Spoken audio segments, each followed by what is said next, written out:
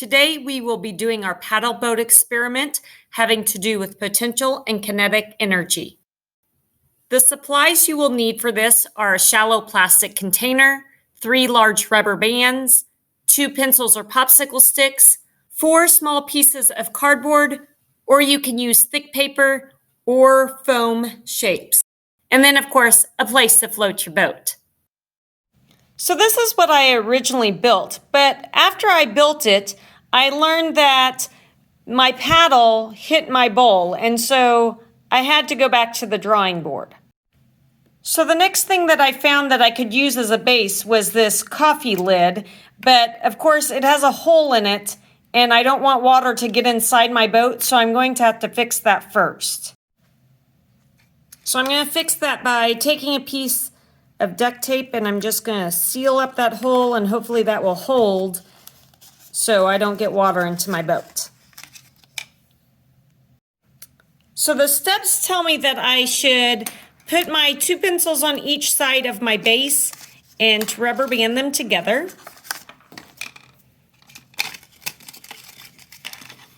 So there I go. And then it says for me to put rubber bands on each end of the pencils. So I'm going to do that.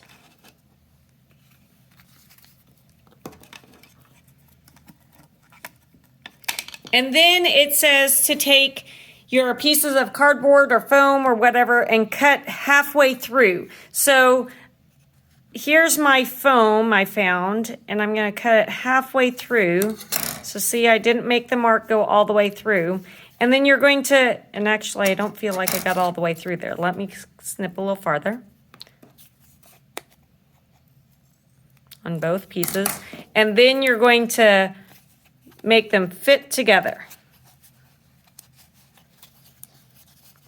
And these are going to become your paddles of your paddle boat. Okay?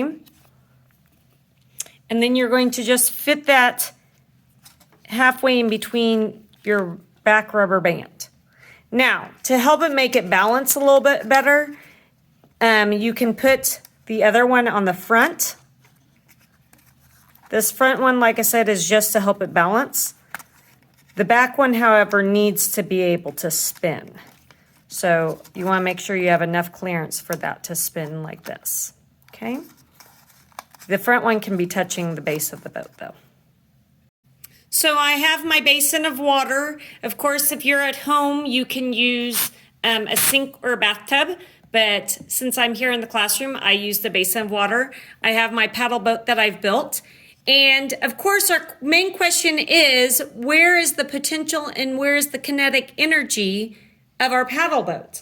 But I want us to think about some things like, what happens if you twist the paddle towards the boat? What if you twist the paddle away from the boat? Does it make a difference if you move the rubber band and the paddle closer to the boat? Like this?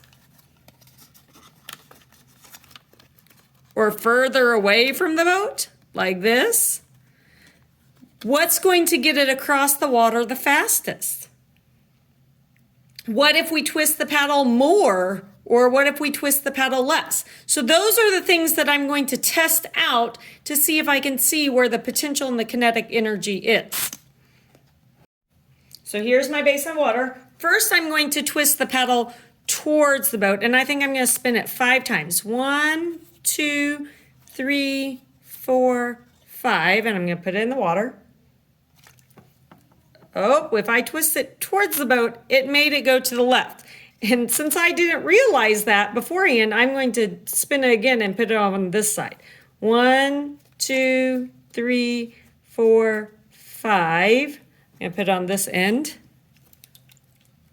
And there it goes. So obviously, when I'm twisting the paddle towards the boat, that makes the boat move in the opposite direction of the way I twisted it. So this time I'm going to twist it away from the boat. 1, 2, 3, 4, 5. And since I know what I know from last time, I'm going to make it go this way. And there it goes. So this time I'm just curious to know if it makes a difference if I put the paddle up closer to the boat. Now, of course, I want to make sure it's enough clearance to get past and not hit my boat part itself. So I'm going to twist it towards the boat 5 times. 1, 2, 3, 4, 5. Put it this way. Nope, this way. I don't know that it made that much of a difference. Let's see if I twist it the opposite way. 1, 2, 3, 4, 5.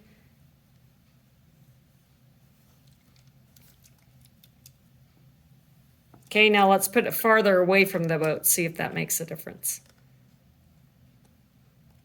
1, 2, 3, 4, 5. 1, 2, 3, 4, 5. I don't feel like it being in a different spot really truly made much difference. Okay, this time I'm going to twist it more to see if that makes a difference. So before I twisted it 5 times. So this time I'm going to double that. I'm going to twist it 10 times this time. 1, 2, 3, 4, 5, 6, 7, 8, 9, 10. Here we go. What do you think? Did that make a difference? Let's twist it the opposite way. 1, 2, 3, 4, 5, 6, 7, 8, 9, 10. Here we go. I definitely think it's making it travel a little faster across the water. Let's test it just twisting it twice. 1, 2. Yeah, barely moved. How about 1, 2 this way? 1, 2. So, remember, the potential energy is the stored energy, the energy that's just waiting to happen. The kinetic energy is the stored energy being released. So where is our potential energy in our paddle boat? Well, it would have to be our rubber band, because our rubber band is just sitting there with energy stored, especially when we twist it lots of times. The kinetic energy is when we release that rubber band and allow the paddle to spin. That releases that energy. But notice when I'm making that potential energy, I can't just let it sit there. If I let it go, it's going to release that energy, and I'll automatically switch it over to kinetic energy.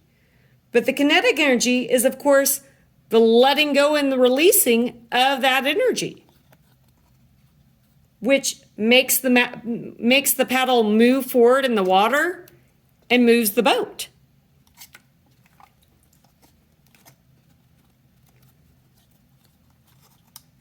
So here's all my potential energy. Letting it go, kinetic energy. So remember, when we had more potential energy, when I spun the paddle more and more and more times, that also allowed us to have more kinetic energy. It went faster and moved farther across the water.